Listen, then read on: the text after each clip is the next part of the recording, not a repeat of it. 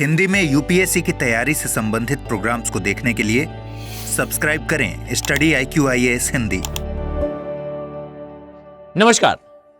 अगर मैं आपसे कहूं कि 2035 तक भारत रहने योग्य नहीं रह जाएगा तो शायद जानकर आपको आश्चर्य हो, लेकिन आपका यह आश्चर्य एक चिंता में बदल जाएगा जब मैं आपसे यह कहूं कि भाई वास्तविकता में भारत की जलवायु सहारा मरुस्थल के जैसी जलवायु हो जाएगी। और यह स्टेटमेंट डियर मेरा नहीं है, यह स्टेटमेंट आया है यूनाइटेड नेशन के द्वारा और यूनाइटेड नेशन एनवायरनमेंट प्रोग्राम में इसके बारे में चर्चा करी गई। और इस चर्चा का जो निष्कर्ष है यह भारत के लिए खासा चिंताजनक है, खासा विचारणीय है कि हम विकास की होड़ में किस गति से आगे बढ़ रहे हैं और क्या हमारे लक्ष्य हैं और क्या हमें हासिल होने वाला है। आइए सबसे पहले चर्चा करते हैं भाई खबरों पर। तो न्यूज ये बताती है कि यूनाइटेड नेशन का जो पर्यावरण कार्यक्रम है अर्थात एनवायरमेंटल प्रोग्राम है, इसके द्वारा जो है एक नई रिपोर्ट जारी करी गई और इस रिपोर्ट का नाम है भाई नेविगेटिंग न्यू होराइजन। और इसके तहत जारी रिपोर्ट में कुछ भविष्यवाणियां की गई, कुछ खुलासे किए गए, कुछ दावे किए गए कि आने वाला समय कैसा होने वाला है। यह ना केवल भारत के लिए बल्कि पूरे मध्य अफ्रीका की जलवायु के बारे में यह भविष्यवाणी करता है, यह फोरकास्ट करता है या यह अनुमान लगाता है कि वास्तविकता में लगभग 3 बिलियन लोग जो है वो सहारा मरुस्थल के समान जलवायु में रहने के लिए विवश हो जाएंगे। और ये जो जलवायु है ये निर्जन जलवायु की कैटेगरी में आती है। अर्थात जो आने वाली कंडीशंस हैं भारत में 2035 से ये निर्मित होना स्टार्ट हो जाएंगी और ये कहीं ना कहीं 2070 तक अपने चरम को प्राप्त भी कर लेंगी। अर्थात 35 वो स्टार्टिंग बिंदु होगा, ऐसा इस रिपोर्ट में कहा गया। अब सबसे पहले तो इस बात को समझें और इस बात पर विचार करें कि मानव और टेम्परेचर का कितना बारीक रिलेशन है। और इस रिपोर्ट में एक उदाहरण के द्वारा भी इस बात को समझाया गया, जहां पर यह बताया गया कि मानव ने जब जब पलायन करा और कहीं पर अपनी बस्ती बसाई, जिसे हम ह्यूमन सेटलमेंट कहते हैं, उस समय पर उस बस्ती की बसाहट, उसका आकार, उसका क्षेत्र निर्धारित करने वाला सबसे बड़ा कारक, सबसे बड़ा फैक्टर हमेशा से तापमान रहा है। अर्थात अफ्रीका के बाहर जब से मानव ने पलायन शुरू करा, हर बार मानव के द्वारा जिस स्थान का चयन करा गया, उस चयन करने का मुख्य आधार वास्तविकता में उस स्थान का तापमान रहा है। और एक बात बहुत स्मरणीय है कि जब जब किसी स्थान पर तापमान का परिवर्तन हुआ है, अर्थात जब कभी किसी स्थान के टेम्परेचर में वेरिएशन आया है, अचानक से उस स्थान की जनसंख्या में डिक्लाइनेशन देखने को मिला। और जैसा मैंने आपको बताया कि एक रिपोर्ट में उदाहरण के द्वारा भी इस बात को स्पष्ट करा गया है, जहां यह बताया गया कि एक छोटा हिमयुग लगभग 1560 से 1660 के बीच में यूरोप में देखा गया। और यह जो हिमयुग था, यह जो आइस एज थी डियर, इस आइस एज के समय, हिमयुग के समय यूरोप की आबादी में सिग्निफिकेंट डिक्लाइन आया था। अर्थात हमारा यह कथन, हमारा यह स्टेटमेंट कि ह्यूमंस के लिए उनका जो मानव अधिवास है या ह्यूमन सेटलमेंट है, इसको प्रभावित करने वाला एक बड़ा फैक्टर टेम्परेचर रहा है। और इसी टेम्परेचर में वेरिएशन के कारण 1560 से 1660 के बीच में यूरोप के अंदर सिग्निफिकेंट पॉपुलेशन डिक्लाइन देखने को मिला था। अब यहां यह प्रश्न आता है कि भाई क्या हम इस प्रकार के जलवायु परिवर्तन, तापमान वेरिएशन के लिए तैयार हैं?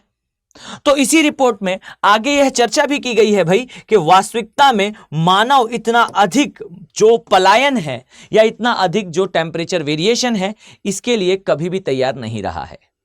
उदाहरण के लिए मैं बता दूं कि बीते 6000 वर्षों में मानव ने अपने ग्रह अर्थात पृथ्वी पर इतना फ्लक्चुएशन ऑफ टेम्परेचर जनरली नहीं देखा है।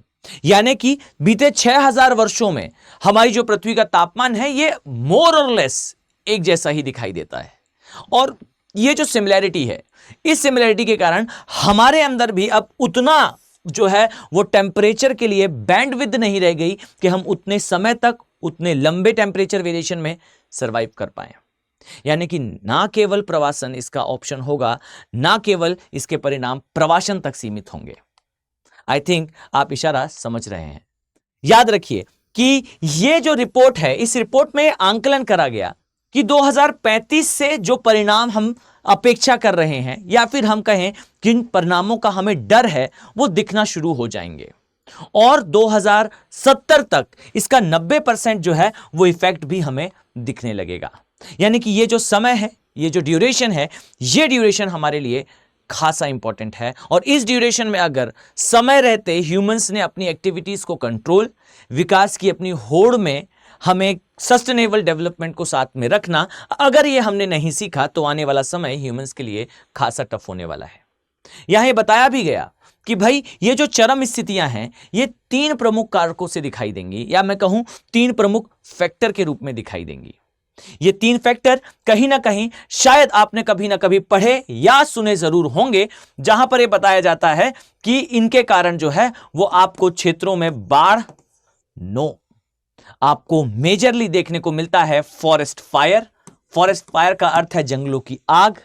साथ ही देखने को मिलता है बड़े स्तर पर सूखा और टेम्परेचर का हायर फ्लक्चुएशन। इतना फ्लक्चुएशन कि भाई जो स्थान है वो रहने योग्य ना रह जाए। अब ऐसा इस रिपोर्ट में, जिसे नाम दिया गया है बेसिकली नेविगेटिंग न्यू होराइजन, इसमें यूएनईपी के द्वारा दावा किया गया। दावे में कई ऐसे पॉइंट्स हैं जिस पर डिबेट नो डाउट संभव है कि क्या यह परिणाम केवल भारत तक सीमित होंगे, क्या यह परिणाम केवल अफ्रीका तक सीमित होंगे, या फिर इन परिणामों को आप देख सकते हैं यूरोप के परिप्रेक्ष्य में या फिर उत्तरी अमेरिका के परिप्रेक्ष्य में। This is a new debatable topic, but yes, ये बिल्कुल ऑथेंटिक, ये बिल्कुल सही इंफॉर्मेशन है कि लगातार भारत का तीव्र गति से तापमान बढ़ रहा है। मेरी यह आशंका कहीं ना कहीं और ज्यादा तब बढ़ने लगती है कि यह रिपोर्ट कहीं सही ना हो जब मैं बीते वर्षों में शहरों के तापमान पर नजर डालता हूं।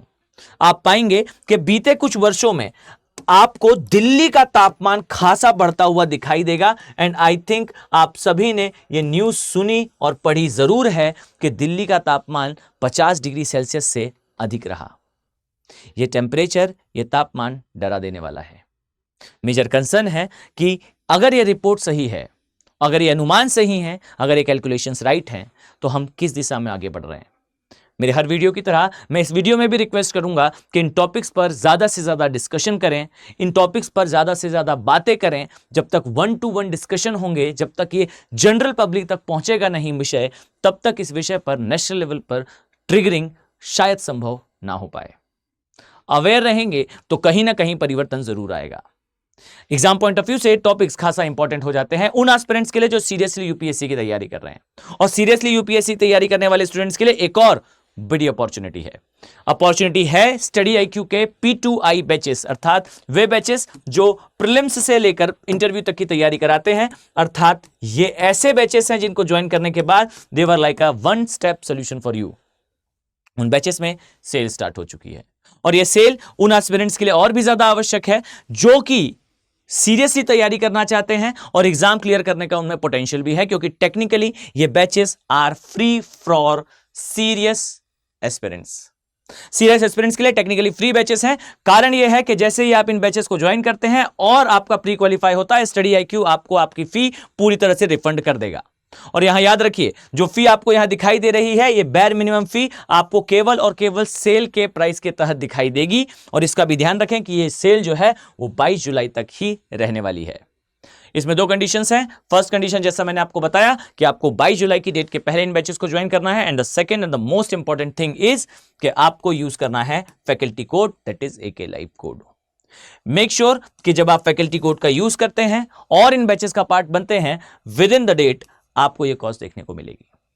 याद रखिए कि इन बैचेस में ना केवल आपका सिलेबस कंप्लीट कराया जाएगा, एक बार पूरा सिलेबस यूपीएससी के प्रीलिम्स पॉइंट ऑफ व्यू से दोबारा कवर कराया जाएगा। That is called as SIP का प्रोग्राम। SIP अर्थात सक्सेस इन प्रीलिम्स का प्रोग्राम। इसके तहत आपके सारे सिलेबस को प्रीलिम्स पॉइंट ऑफ व्यू से दोबारा पढ़ाया जाएगा। 1-to-1 मेंटरशिप हो, 18 किताबों का सेट हो, टेस्ट सीरीज हो और साथ ही आपका मेंस रेसिडेंशियल प्रोग्राम अर्थात प्री क्वालिफाई होते ही एक तो आपकी फी वापस होगी, and second and the most important thing is आपको दिल्ली बुला लिया जाएगा स्टडी आईक्यू के प्रीमाइसेस में। अपने खर्चे पर स्टडी आईक्यू आपको आगे की सारी तैयारी, सारा assistance with no cost provide करेगा। आपका रहना, खाना और सब कुछ विल बी स्पॉन्सर्ड और will be provided by Study IQ. उम्मीद करता हूं आप इन बैचेस का पार्ट जरूर बनेंगे। और second and the most important thing is भूगोल वैकल्पिक अर्थात ज्योग्राफी ऑप्शनल वो ऑप्शनल जिसका खासा इंपैक्ट है यूपीएससी के प्रिलिमिनरी एग्जामिनेशन में, इन बैचेस में भी एडमिशन स्टार्ट हो चुके हैं। क्लासेस जो है वो 20 जुलाई से स्टार्ट हो जाएंगी। आप लेट हो रहे हैं। मेक श्योर कि आप इन बैचेस का पार्ट जरूर बने। 300 प्लस मार्क्स की स्ट्रेटेजी के साथ मैं इन बैचेस में आपको आपका पूरा सिलेबस ही नहीं, टेस्ट सीरीज के साथ, मेंटरशिप के साथ प्रोवाइड करने वाला हूं।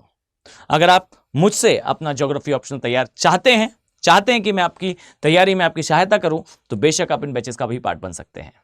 याद रखिए, कंडीशन यही होगी 13,499 की बैर मिनिमम कॉस्ट पे AK लाइव कोड का यूज करते हुए 22 जुलाई से पहले अगर आप इन बैचेस का पार्ट बनते हैं तो डेफिनेटली आपको ये कॉस्ट देखने को मिलेगा और आप इन बैचेस का पार्ट भी बन पाएंगे। इस उम्मीद के साथ कि आने वाले समय में मैं आप सभी सीरियस IAS एस्पिरेंट्स को इन बैचेस में देखने वाला हूं। चलिए मिलते हैं नेक्स्ट वीडियो में। Have a very nice day. Thank you. Hindi में यूपीएससी की तैयारी से संबंधित प्रोग्राम्स को देखने के लिए सब्सक्राइब करें स्टडी IQ IAS हिंदी।